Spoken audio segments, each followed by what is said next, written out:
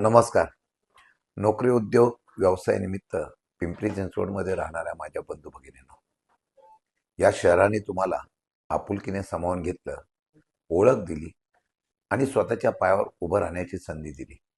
आज हे शहर भ्रष्टाचार, दडपशाही आणि प्रशासनाच्या अनास्थेमुळे गुदमरलेलं आहे.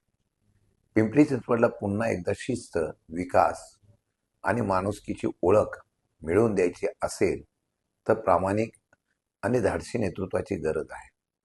शहराचा गतवैभव परत आणण्यासाठी, सामान्य माणसाचा आवाज सत्तेपर्यंत पोहोचवण्यासाठी उपमुख्यमंत्री आणि राष्ट्रवादी काँग्रेस पक्षाचे राष्ट्रीय अध्यक्ष, पुणे जिल्ह्याचे पालकमंत्री अजित पवारांना भक्कम साथ द्यावी, ही माझी आपल्याला नम्र विनंती आहे. ही लढाई कोणा एका पक्षाची नाही, तर ही लढाई आपल्या शहराच्या भवितव्याची आहे. येत्या 15 तारखेला घड्याळ या चिन्हाचं बटन दाबून पिंपरी चिंचवडचा परिवर्तनाचा भाग बना, एवढीच नम्र विनंती.